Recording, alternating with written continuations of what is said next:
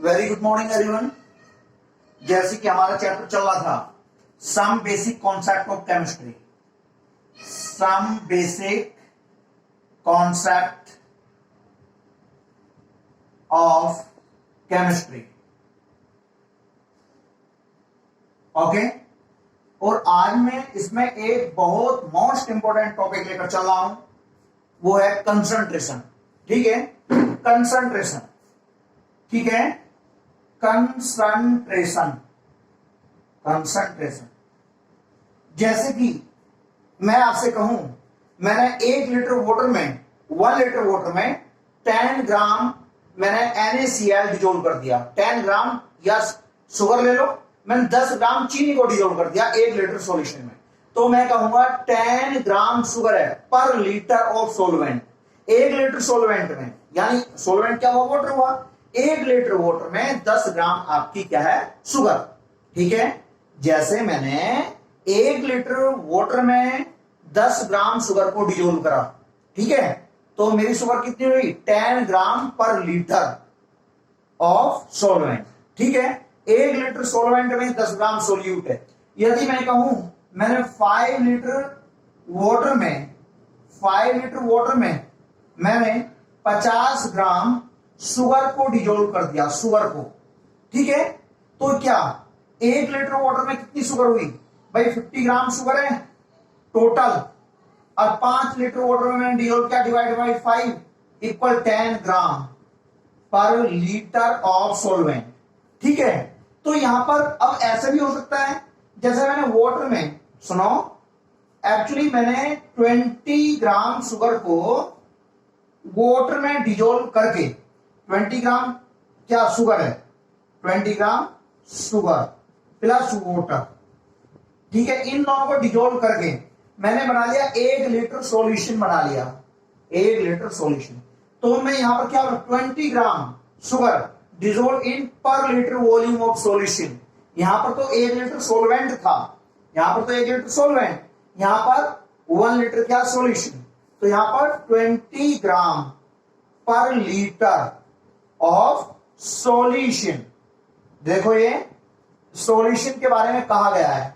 यदि होता यहां पर 10 ग्राम, ठीक है, पर लीटर ऑफ सोलवेंट, यहां पर बता रहा है, यहां तो सोलवेंट, यहां पर सॉल्यूशन, तो मैं डिफरेंट डिफरेंट तरीके से कंसंट्रेशन की डेफिनेशन दे सकता हूं।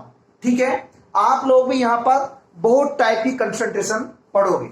ठीक है, बहुत टाइप की कंसंट्रेशन आप लोग यहां पर पढ़ोगे। ठीक है, तो कोई नहीं, अब मैं यहां पर सबसे पहले आप लोगों को डेफिनेशन लिखा रहा हूं कंसंट्रेशन की। ठीक है, कंसंट्रेशन की डेफिनेशन देखिएगा। हाँ, कंसंट्रेशन की डेफिनेशन देखो भाई, हेडिंग डालिएगा कंसंट्रेशन, कंसंट्रेशन, क्लियर। अब कंसंट्रेशन क्या है, लिखे जल्दी से। कंसंट्रेशन की definition, the amount of solute, हाँ लिखिएगा, the amount of solute, the amount of solute present in a given quantity, present in a given quantity of solvent। ठीक है, दोबारा से बोल रहा हूं, the amount of solute present, ठीक है, the amount of solute present in a given quantity of solvent or solution, the amount of solute present in a given quantity of solvent or solvent or solution, clear। The amount of solute present in a given quantity of solvent or solute is known as concentration, is known as concentration। अभी तो ये मैंने concentration की एक simple definition लिखाई है, the amount of solute present in a given quantity of solvent or solution is known as concentration, right। New line से लिखिएगा, there are various types of concentration, there are various types of concentration, okay। Number 1, mass percent, mass percent, ठीक है। इसका symbolic form W/W percent. अभी मैं बताऊंगा W/W percent का symbol क्यों आया है, ठीक है। अब देखो मुझे इसकी डेफिनेशन नहीं लिखानी, बस फॉर्मूला करके लिखाना है। इट इज डिफाइंड एज, देखो डैश आगे लिखेंगे, it is defined as, it is defined, it is defined as, पर डैश लगा दीजिएगा, ठीक है। अब देखो एक बार बताओ, इट इज डिफाइंड एज, हाँ देखो मास percent of any component, mass percent of any component, any component equal, भाई किसी भी कंपोनेंट की मास परसेंटेज, उस कंपोनेंट का mass, mass of component, mass of component upon total mass of solution, total mass of solution, total mass of solution, ठीक है, into 100, into 100, ठीक है। बस मैंने आपको फॉर्मूला लिखाया है, it is defined as, it is defined as mass percent of any component equal mass of component upon total mass of solution into 100। भाई देखो आपका एक्चुअली दो सॉल्यूशन है, जरा आपने वाटर में शुगर को डिजोल्व किया, आप लोग शुगर की मास परसेंटेज कैलकुलेट करना चाहते हो, तो शुगर का मास अपॉन टोटल मास, शुगर का भी प्लस वाटर का भी इंटू 100। अब देखो जैसे let a solution is formed by A and B, ठीक है। जब कोई सॉल्यूशन ए और बी से मिलकर बना है, तब देखो ए की mass percentage, mass percentage of A equal A का mass, mass of A, mass of A upon A का मास, भाई सॉल्यूशन हमारा ए और बी से मिलकर बना हुआ है, अपॉन टोटल मास, ठीक है, mass of A plus mass of B, दोनों का मास, और परसेंटेज के लिए इंटू 100। इस बात को आप लोग बहुत अच्छे से जानते हो, क्लियर। भाई मास of A upon total mass into 100। एक बार बताइए, आप अभी 10th क्लास पास करके आए हो, ठीक है, ये मान लो 10th क्लास में आपने 500 में से 400 मार्क्स गेन करे, 500 में 400 मार्क्स, मैं आपसे कहूंगी कितने परसेंट मार्क्स आए, तो भाई जितने मार्क्स आए अपॉन टोटल में से जितने में से आए इंटू 100। ऐसी परसेंटेज कैलकुलेट करी होगी ना, तो आप लोग कैलकुलेट कर लोगे, 5 1 जा, आप कहोगे सर हमारे तो 80% मार्क्स आए, 80%, तो जितने मार्क्स आए अपॉन जितने में से आए इंटू 100। अब यहां पर ऐसी हमारा सॉल्यूशन है ए और बी से मिलकर बनकर, तो टोटल सॉल्यूशन ए और बी का मास है, तो मास परसेंटेज ऑफ ए का mass upon total mass into 100। तो मेरा मानना यह है, अब ऐसी मैं बी की मास परसेंटेज भी कैलकुलेट कर लूंगा, अब मैं बी की मास परसेंटेज भी कैलकुलेट कर लूंगा, mass percentage of B equal mass of B, ऊपर बी का मास रहेगा जब मैं बी की मास परसेंटेज कैलकुलेट करूंगा, mass of B upon total mass, यानी ए का मास प्लस बी का मास इंटू 100। कोई डाउट? तो इस तरह से अब देखो यहां पर मास परसेंटेज, मास परसेंट या मास परसेंटेज बात एक ही है, आप लोग इस मास परसेंट ना करके मास परसेंटेज कर लो, मास परसेंटेज, ठीक है, मास परसेंटेज। ये अब WIW क्यों लिखा हुआ है, भाई W यहां पर शो करते हैं मास से, M से शो नहीं करते हैं, क्यों, M से हम मोलर मास लेते हैं, तो W ऊपर भी मास है, अपॉन W नीचे भी मास है, तो ऊपर भी मास अपॉन में भी मास, समझ गए WIW का मतलब, clear? Okay, just note it down, note कीजिएगा।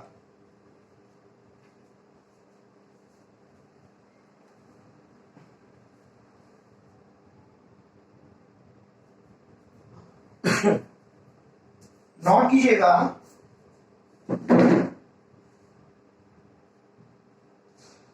अब इसके बाद यहां पर एक क्वेश्चन लिखेंगे, इस पर भी लिखिएगा, a solution is prepared bye, एक न्यूमेरिकल लिखें, यहां तक नोट करने के बाद एक न्यूमेरिकल लिखिएगा, a solution is prepared by adding 2 gram of a substance, 2 gram of a substance A, 2 gram of a small A, 2 gram of a substance A capital A, पहले स्मॉल ए बाद में capital A, ठीक है। A solution is prepared by adding 2 gram of a substance, फिर capital, ठीक है, to 18 gram of water, to 18 gram of water. मैंने 18 ग्राम पानी में कोई कंपाउंड है ए कैपिटल ए, उसका मास 2 ग्राम को ऐड करके 18 ग्राम पानी में 2 ग्राम ए ऐड करके मैंने सॉल्यूशन बनाया, right. Full stop. Calculate mass percentage of the solute, calculate mass percentage of the solute. भाई अब आप लोग एक बार बताएं, मास परसेंटेज ऑफ सोल्यूट, ठीक है, मास परसेंटेज ऑफ सोल्यूट। भाई सोल्यूट का मास 2 ग्राम है, देखो सॉल्यूशन, हाँ देखो मास of solute, mass of solute का अमाउंट वाला होता है यानी 2 ग्राम, राइट। टोटल मास, चलो कोई बात नहीं, mass of solvent, mass of solvent equal 18 gram, 18 gram, right.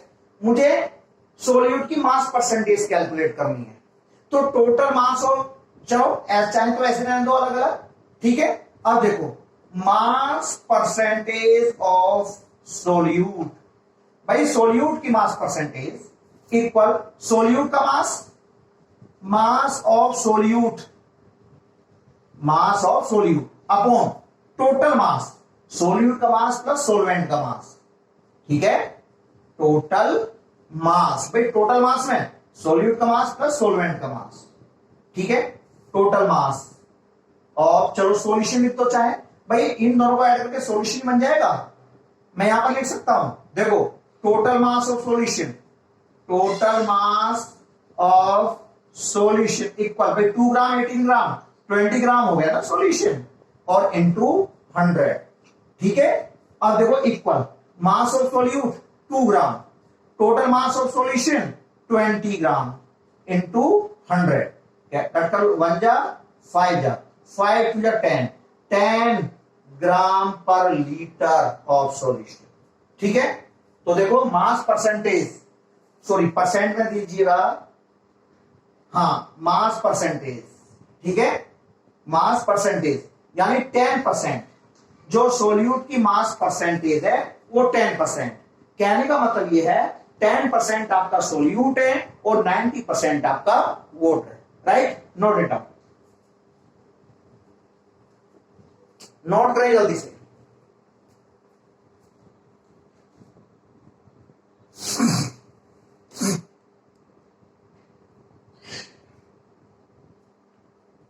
हाँ जल्दी से नोट करें।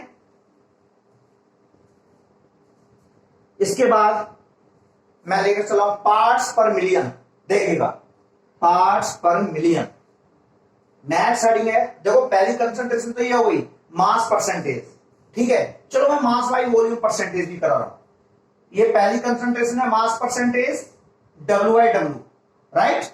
अब देखो दूसरा हेडिंग है, हाँ दूसरा हेडिंग है मास बाई वॉल्यूम परसेंटेज, देखिएगा मास बाई वॉल्यूम परसेंटेज, परसेंटेज, और इसका सिंबल है WIV परसेंट, अभी बताऊंगा इसका मतलब क्या है। देखो मास बाई वॉल्यूम परसेंटेज, ठीक है, it is defined as, it is defined as, ठीक है। अब देखो it is defined as mass by volume percentage of any component, mass by volume percentage of any component, any component, mass by volume percentage of any component equal, बेटा उस component का mass, mass of component, mass of component upon, बेटा नीचे volume आएगा solution का, देखो मास by volume, तो नीचे आएगा volume, mass of component upon total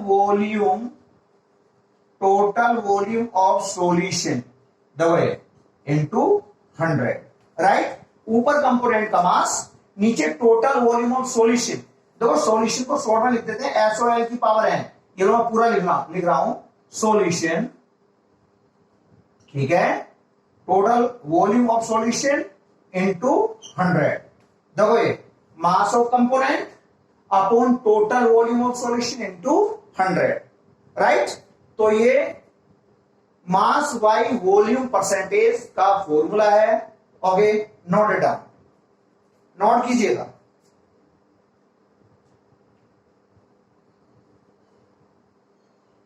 बस मैं ये सिंबॉलिक फॉर्म में लिखा रहा हूं, आपकी बुक में तो है भी नहीं है, लेकिन मैं सभी को यहां पर एक तरह से बता रहा हूं क्योंकि ये 12th में है, राइट। तो एक फॉर्मूला टाइप लिखाकर छोड़ रहा हूं, यहां पर इंटरवेज न्यूमेरिकल भी नहीं है, परेशान मत होइएगा।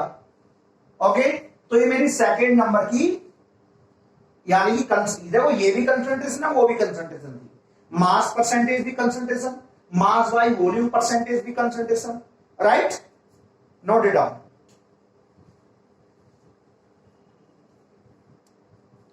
इसके बाद माय थर्ड कंसंट्रेशन है, हां, वॉल्यूम परसेंटेज। चलो मैं इसे भी डिफाइन कर रहा हूं, ठीक है। वॉल्यूम परसेंटेज, देखो वॉल्यूम परसेंटेज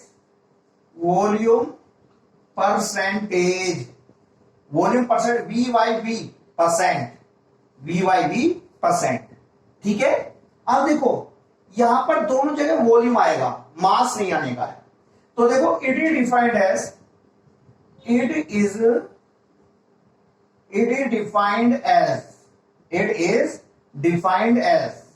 ठीक है, volume percentage of any component, ठीक है। Volume percentage of any component equal उस कंपोनेंट का वॉल्यूम ऑफ कंपोनेंट, ठीक है। जिस कंपोनेंट की आप लोग वॉल्यूम परसेंटेज कैलकुलेट करना चाहते हो, उस कंपोनेंट का volume upon total volume of solution into 100, ठीक है। चलो यहां पर एक फॉर्मूला टाइप और बनाकर लगा दूं, तो let a solution is formed by A and B. तो देखो ए की वॉल्यूम परसेंटेज, हां, वॉल्यूम परसेंटेज ऑफ ए, तो ए का वॉल्यूम देखो volume of A upon total volume of A and B, भाई ए और बी का टोटल वॉल्यूम इनटू 100, राइट। चाहे अपॉन में ये लिख दो volume of A plus volume of B, वही मतलब है। तो देखो ये थर्ड नंबर की मेरी कंसंट्रेशन टर्म है वॉल्यूम परसेंटेज, लेकिन बेटा यहां पर इन पर बेस न्यूमेरिकल नहीं है, बहुत कम न्यूमेरिकल्स हैं, आप घबराइएगा मत, ठीक है। जल्दी से नोट कीजिएगा, ओके। हाँ, जल्दी से नोट करें यहां तक। तो क्लास प्रॉपर नोट्स बनाते रहिएगा। कुछ बच्चे लेट एडमिशंस आ रहे हैं, कोई नहीं बेटा, हर किसी का ख्याल रखा जाएगा, ठीक है। तो जैसे आपके देखो नोट्स पूरे कीजिए, आप लोग हमसे कहिए जो न्यू स्टूडेंट्स आ रहे हैं कि सर आप हमसे पहली सभी वीडियो सेंड कर दें, जिससे कि हम उन्हें बार बार देख लें, अपने नोट्स प्रॉपर बना लें, ठीक है। क्योंकि इस टाइम एडमिशन टाइम है, बच्चों का एडमिशन लेट आया है, हम सिलेबस में इस टाइम जल्दबाजी नहीं कर सकते, अपने अकॉर्डिंग लेकर चलेंगे, लेकिन आप लोगों को समझाकर, राइट। लेकिन बेटा इस बात को मैं आपको बता दूं, 11th क्लास का सिलेबस मैंने आज जूम यानी कल की जूम क्लास में मैंने ये बात बोली थी, 11th क्लास का सिलेबस कंपटीशन में उतना ही आता है जितना 12th में है। जो बच्चा पढ़ने वाला है वो 11th क्लास को उसी पॉइंट ऑफ व्यू से पढ़ता है, बिल्कुल एकदम डिटेल में। लेकिन 80% बच्चे ऐसे होते हैं, 80% की बात कर रहा हूं 100 में से, जो फॉर्मेलिटी पूरी करते हैं, पढ़ना नहीं चाहते। मात्र 20% से भी कम बच्चे होते हैं जो हर एक कॉन्सेप्ट को अपना स्ट्रॉन्ग करना चाहते हैं और कॉम्पिटिशन में पार्टिसिपेट करना चाहते हैं। ठीक है, तो हार मत मानिए, हारिएगा, ठीक है, हार मत मानिए, हम आपके साथ हैं। लेकिन आपको एक भी वीडियो मिस नहीं करनी है। टोटल केमिस्ट्री बेटा बोर्ड पर याद करा दी जाएगी, ठीक है, कोई आपको फ्रेशर टीचर टीच नहीं कर रहे हैं, राइट। तो इसे आप प्रॉपर वे में पढ़ें और कोई भी क्लास मिस ना करें। Okay, okay class.